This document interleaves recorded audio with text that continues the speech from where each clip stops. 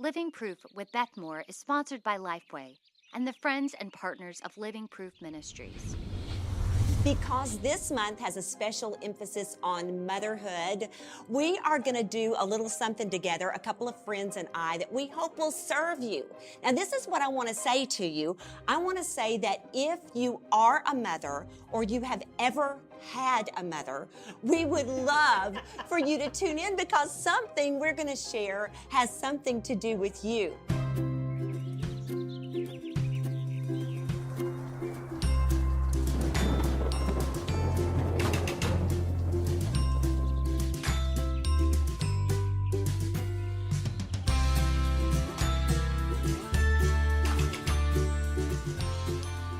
You to meet a couple of friends that I have brought in. I am so glad you girls are here. It is such a thrill to have you. These are my really, really dear friends. This is Priscilla Shire. She is a Texas girl. Yes. She's from the Dallas area. And this is my dear friend Lisa Harper, who is a Tennessee girl. And right. Lisa, are you from Tennessee? No, I'm from Florida. Okay. But I've lived in Tennessee for 30 years, so I talk right. Yes, indeed you do. Yes, indeed you do. So this is the triangle we are serving from. And not only do we all three totally love Jesus, we're also very active in ministry. They are fellow Bible study writers as well as authors. But the reason why I have got them with me here today is because we three are, well, we're mothers. Mamas. We're mamas. Yes. Mamas. Yeah. And there's really no cutting that off even for a moment. That's our full-time job. That is That's our job. full-time job. Now, I want to say something to you guys before we get rolling about motherhood. Perhaps you know Priscilla. You're like, right now you're thinking, I really, really know that face. And I am trying to place where I know, well, you may know her as Elizabeth from War Room, which is the blockbuster film that if you have not seen, you absolutely must see.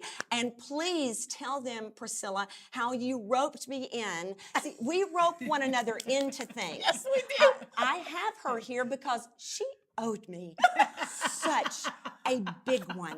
And so she's here to pay back. And so would you like to tell them, and then we'll get Lisa in on it. I was sitting around, you need to know, listen, I was sitting around this table with the directors of War Room. Right. They were trying to cast this person that was going to play my boss in the film. Right. And they had gone through all these actresses who had come in and auditioned, and they were going to pick one, but they didn't feel real gung-ho about it. Right. So we're sitting around the table, it's 10 o'clock at night, and someone around the table says, we should get Beth Moore to do it. And everybody just laughed, like, oh, that's so funny, oh, that's so funny. And I was like, why don't we call her, y'all? That's right. So at 10 o'clock, 10:30 at night, do you remember? I called her. Did she just ask me if I remember? Priscilla, did you just ask me if yes, I remember. I called you and I put her on speakerphone with the Kendrick brothers. And they said, we just want to know if you'll be in this little film with us. And Beth was like, little film. I thought it was a joke. But Lisa, what you need to know is I had to audition for it. Yes, you You did. were impressive. You were impressive. You sold me. We were thinking Academy Award for sure. I was. For short is what I would get it. Okay, I have to tell you one thing because this is the best ever story. I could not, Lisa, take my husband to see it. I could not let him see War Room with me because I get too nervous. Yeah. And I want his approval so much. I can kind of die to a lot of people's approval, but not Keith's. I don't know why. Yeah. And so I'll just look for every little thing he's going to say. He said, well, I'm going to take my mother to it. I said, go ahead, take your mother to it. And so I was out of town. He takes his mother to see it. And he's got a big tub of popcorn that he's eating. And he said, the second I came on the screen, and he didn't know at what point it was going to be. The second I came on the screen, he said, I tried to swallow my popcorn, set it down, and stand up so I could clap in the middle of the theater for you. And he said, baby, by the time I got up, you were gone. It was the best.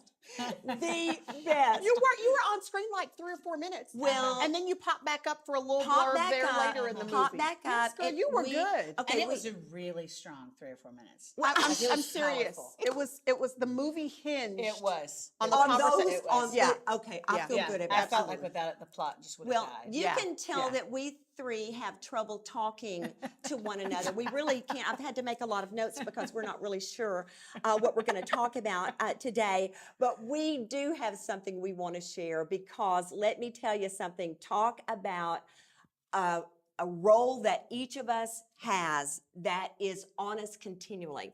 I raised only daughters, and they are grown, and I have 3 grandchildren. I have a single daughter and a married daughter with 3 children, and so I am in the throes of parenting young adult children. Yes. So that's one thing.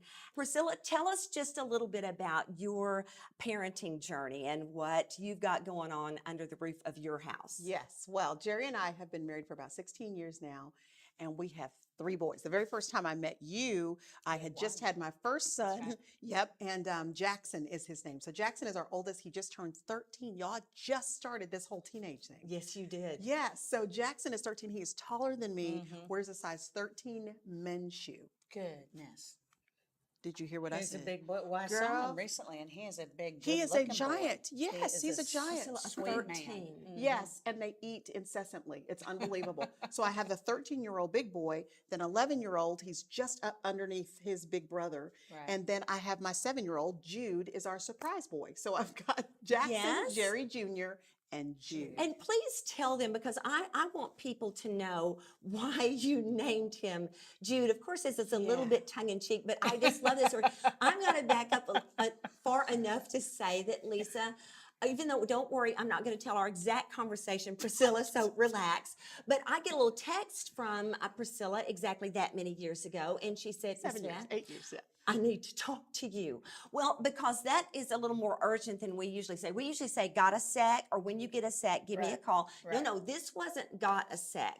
This is, I don't care what you're doing. I need you to pick up the phone. Right. And so in her own words, when she answered, she told me that, yes, indeed, she was expecting again. You talk about a big surprise. So tell him, I didn't Priscilla. quite put it like that. Am I No, allowed you to say didn't. what Yeah, I said? well, you know what?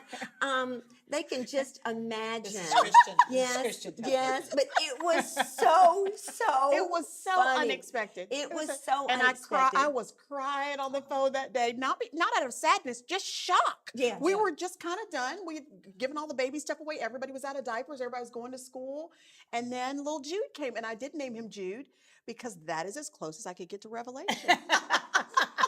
Because I'm finished, Jackson J. Jr. and Jude, honey, it is done. And Yeah. Revelation is such an awkward that would name be it would for a work. child. Yeah. So I remember it so well because they said that it took about 3 days, Lisa, for Priscilla and Jerry to start talking to one another again. They were not mad at each other. They were just couldn't stop. he said they just were looking at each other like, how could you? How could you?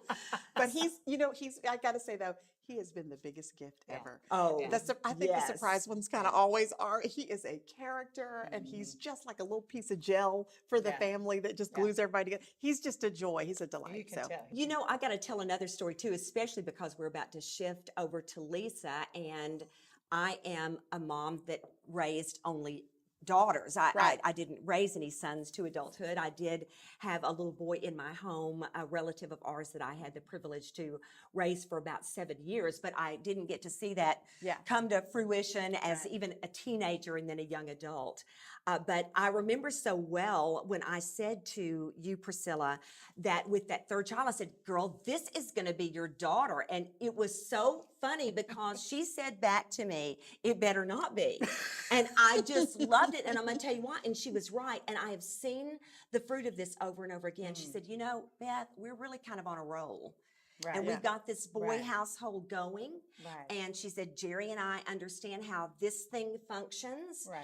And she said, when I travel, if they don't all go with me, then Jerry's got all these boys and they can camp or they can go on trips, Right. they can go fishing, they can do all these things. And sure enough, God in his wisdom gave you exactly that. That little guy just moved into Little all boys. these men. Yep. So that leads perfectly To into your journey you. because you have a very, very unique and wonderful story Very about exciting. parenting, and we want to It's been hear it. amazing. I missed the window of biological parenting because I was dumb as a rock. I was really broken, and so when I was and I met you kind of after I knew Jesus. I knew him as Savior, but not Liberator, and so I was really drawn to abusive men in my 20s and 30s. And God protected me from the guys I was drawn to. The few good, godly guys I dated, God protected them from me because I was such a hot mess. So I missed that season to marry and bear children. And by the time I was about 40, I thought that's just, God's not capricious, but that's the fruit of my sin and me not trusting the Lord. I'm not going to get to have kids. And then a woman in church, I was praying about adopting. A woman called me aside and said, you shouldn't adopt. She said, because you have sexual molestation in your background, you could unwittingly transfer that onto a child. And so she said, stop it. Woman from small group, and meant well. She was a crooked little tree. She was trying to speak truth. She was just broken somewhere in her story. But I believed her. She said, instead of becoming a parent, you should go to the Nashville Humane Society and get another dog because you're good with pets. And Beth, that's exactly what I did. I went and got my third dog that season, a chocolate lab with bladder control problems named Sally. Yeah. I'm floored. But I should have known Jesus would never say, you're not good enough to be a mama. No. Yeah. He might say no, or he might say wait, but he'd never say you're not good enough. So it took me another 7 years after I started praying about adoption to go, okay, I'm just going to trust the Lord and walk slowly. And I lost two adoption attempts and was really just brokenhearted. And 2 weeks after I lost a baby I'd been in process with the whole time, just a week before she was born, some friends called me. I was actually in Dallas, and they said, we just got back from Haiti last night. And they said while we were there, one of the young moms died of AIDS. They didn't know she had AIDS. She hadn't been tested. And she has a 2.5-year-old who has HIV and cholera and tuberculosis. And they said, we remembered you saying you wanted a kid nobody was standing in line for. Now, that's not because I'm kind or sweet or in any way heroic. It's because I'm single. And I hope to marry if that's God's will. Yes. But at this point, I'm single. And so I didn't want to take a child who had a shot at a mama and a daddy, because that's best case scenario. I wanted a child who probably nobody would pick. And they said, there's this little girl and she'll die, the doctors have said, in about 3 months if she doesn't get meds. But if anybody in a first world country would say, I'll sign up for her, then your adoption fees will go for her HIV meds, and she has a shot. Okay. And so they said, would you pray about this? And I said, nope. So I've been praying about this for 30 years, sign me up. And then I got off the phone, and I want to be really honest, a bad word ran through my head, because I thought, what in the world did I just do? I thought, can I even do this? And then 6 weeks later, I was on a plane to Haiti, and they put her in my arm. She was 2.5. She was only 19 pounds because she was so malnourished. And she didn't like me at first. And she looked at me like, you big, pale thing. She was very wary. But then she kind of just looked at me for maybe 20 seconds. And then she reached up. I'll never forget it. She reached up her little hand, and she wrapped around my little finger, and she said, hello, Mama Blanc. Hello, white mama. And I think I'm gonna call you white mama. It is. I mean, I'll own it. It's gonna be awkward, but I'm gonna have to call her that too. Mama Blanc. I like it. But I was like, stick a fork in me, I'm done. Took 2 years from that day. 2 years. And then I brought her home when I was 50. We'll return to the conversation in just a moment, but we thought we'd give you the opportunity to get to know a little bit more about Beth, Priscilla, and Lisa. This week, our sponsors at Lifeway are offering a special bundle with work from all three. Priscilla Shirer is a popular conference speaker and author whose focus is helping us know the truths of Scripture intellectually, but also to experience them practically. In her book, Life Interrupted, Priscilla introduces us to the life of Jonah, a man with a tendency to run from interruptions. Priscilla calls us to ponder what we might be missing when we run from God. The bundle also includes Hebrews, The Nearness of King Jesus by Lisa Harper. Lisa is a gifted communicator. She writes and speaks using colorful pop culture references that connect the dots between the Bible era and modern life. In this study, Lisa leads us across the bridge between the Old and New Testaments to get to the heart of the matter. Jesus is our accessible King, not a faraway God, but an up-close Redeemer who draws near, regardless of our circumstances. Last but certainly not least, Feathers from My Nest, a book that reveals a reflective and personal side of Beth Moore, a collection of vignettes, a celebration of family life from babies to carpools to teenagers. This book will tug gently on the sentimental heartstrings of any parent.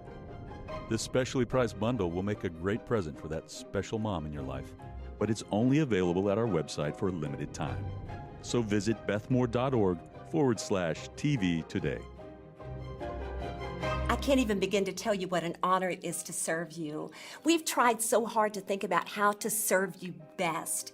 One of the things we wanted to do is find a way that you could have some kind of aid in your walk with Christ 24/7, that any time you could get on a website and you could look for different things that you may need to encourage you in your walk. So here's what we've done. We've prepared a TV landing page where you can come and you can check out our prayer wall. That's a place where you can jot down online your requests, things that are really weighing heavy on you, places where you could really use some help in your walk. We'd love to be able to intercede in your behalf. You'll also find how to have peace with God, how to begin to get to know Him, what it means to have peace with our Creator. We'd love to share that with you. You'll also find Lifeway's resource items. Listen, whatever theme, whatever place in life, whatever season you may be in, there is some kind of resource there that will help you along the way. How to live through your challenges and your everyday life victoriously with Jesus Christ. Are you leading a small group? Here you can find select episodes from Living Proof, along with some other video content that you can use in your small group. You'll also find study guides there. That way you and your small group can really dig in and share with each other what God is teaching you through His Word. We also have an opportunity for you to be part of our Living Proof Live events. Those are many of the things that you see in our broadcasts. We'd love for you to be part of it live. If we're coming to a city near you, please come be part of it. We would love so much to serve you there. Thank you so much for letting us have the privilege. When you were saying that you got off the phone and went, "What have I done?" That really is not so unlike us when we look and see a positive on an early pregnancy test. Right. Lisa, either I can remember very, very strongly and starkly when I first realized that I could be expecting. I had been told that I was going to have a lot of trouble having children. My mother had. Right. I had exactly the same malady that she had, and it took her 9 years. I was told that I would need to have surgery and that there would just be a number of things that would need to be reworked, and then I would have really good possibilities. Right. And instead, 9 months and 2 weeks after the day Keith and I married, we gave birth to our first child. So if you don't think I looked at that little test and went, "What in the world have we done?" But let me tell you, God plans these lives, knows before the foundation of the world exactly what homes He will put these children in, and knew before that child was ever born that He was going to entrust her. You tell us her name, and you know what? I don't know that I know her full name. Her given name in Haiti was Melissa. They called her Missy, so I kept her name because I thought so much is changing. So her first name is Missy, and then her middle name is Price. My little brother's middle name is Price, and our family has some kind of Jerry Springer chapter, so I thought that'd kind of redeem our family's lineage. So she's Melissa Price Harper. I love that we are bringing all of this into the mix because you are a single mom, and the way you got to receive your little Missy into your home is unique and beautiful. And I want somebody to hear that there are all sorts of ways that we parent. And, you know, I thought to myself, if we just had a little while, what would I want to say to somebody that's out there in the throes of it?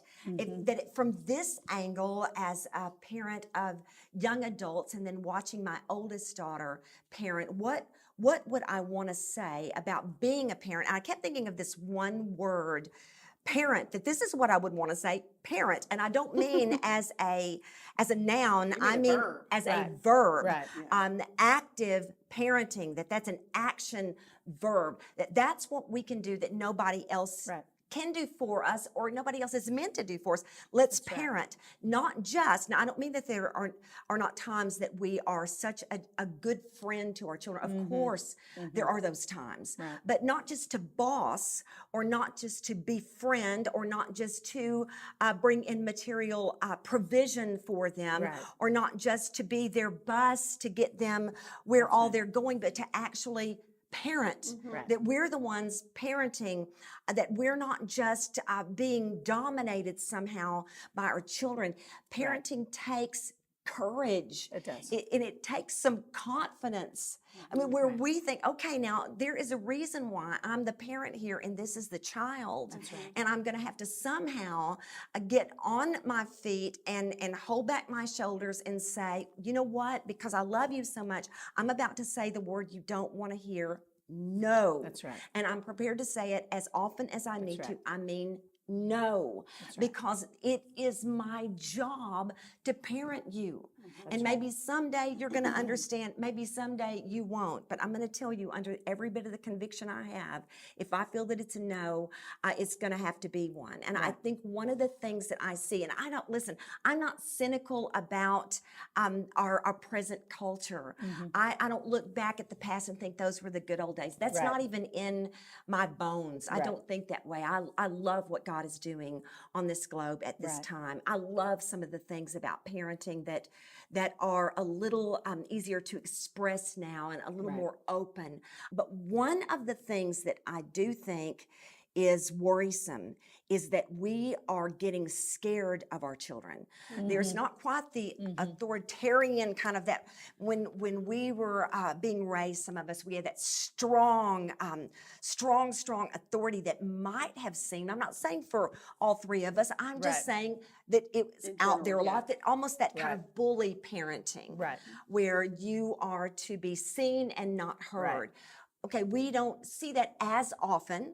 Of course it exists, but we don't see it as often, perhaps, as we did back when I or my mother or my grandmother, back when we were being raised. But what we do see now is that there are a whole lot of parents, a whole lot of mothers that are just scared of their kids, and their kids are in charge of the home.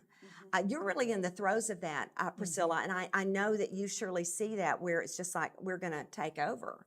And is there something that how do you lay down a good, strong no, and that's all there is to it?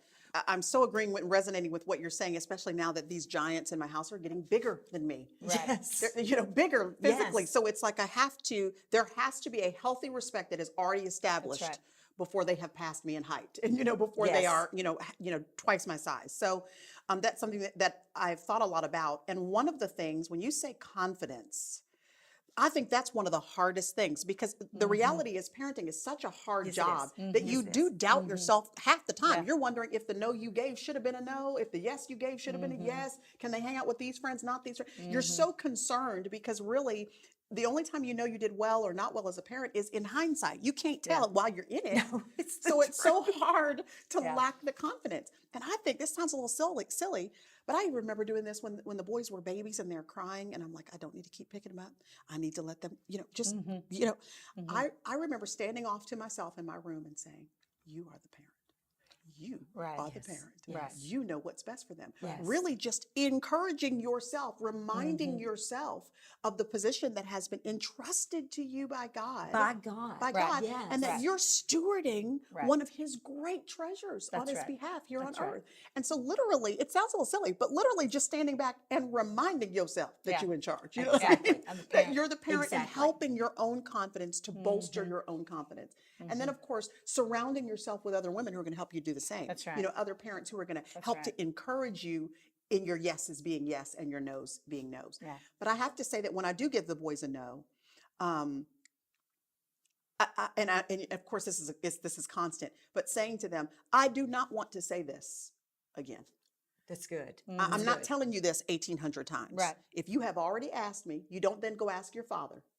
And you don't need to ask me again, because my no is still going to be my no. So I think we train our children inadvertently when we have a no one day and a yes on that same thing the next day. We train them inadvertently to think that we're not even taking ourselves seriously. So if we don't, they won't. And so we have to train ourselves to have enough confidence to let our no's be no and our yes be yes, because then we teach our children not to ask us the same thing over and over and over again, thinking that they could just wear us down. When I went through counseling to prepare for bringing her home, she said that my counselor said, now, you know what the most important thing is? And I said, yes, ma'am, love. And she said, no, actually consistency. She said, consistency is love. And so with Missy, I just tried to, from the beginning, now, of course, I break my own rule on a regular basis, but I try to be very consistent with my yes is yes, my no is no. We have a lot of fun. We have really wide parameters in our house. We dance all the time. We have worship dance parties in our house because I'm Baptist-Costal. So we have a lot of fun. But where I've said no, it's no. And the other day she came running into the bathroom. I was getting ready and I was not in a state of complete dress. And she said, "Mama, you have a big bottom." And then she said, "I have a little bottom and you're in charge. You're the boss. I'm not, I'm little." And I thought, that's she good. got it. She got it. She absolutely got it. But it's that I think it also has given her great security to go, I'm under you. You will protect me. Yes. And so there's something about parenting, being an active parent and having clear yeses and nos that actually makes your child feel so secure. I think that's how it is with us, with God, our perfect Father. It is his those rules that are velvet chains. It's his kindness, his mercy when he disciplines us that keeps us safe. And I feel like that again, I think, made every mistake known to motherhood in 2 years. But the one thing I've found is consistency with Missy makes her a happy, secure kid. I'm watching my adult niece need her mama to still be her mama, even though she's grown. And I was just thinking about all the grandmothers who just need to know their value and their worth and their importance in the life of a grown woman who just needs her mama. I think just maybe somebody came together today to lift up the mighty name of Jesus. That's what I think. He has come for us. We think that we have come for him, but I want you to know he came up with this first and he has come for us. And I want somebody coming for me. I am praying today that God is going to shake us up and that he's going to splash his spirit all over us. Oh, let it be, Lord. I'm in the mood today for Jesus.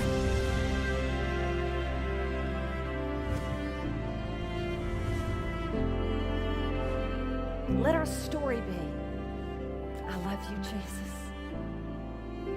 I love you, Jesus. Living Proof Live events will tour these cities, and hope you'll be able to join us. For more information, for dates, for times, for locations, visit bethmore.org/TV.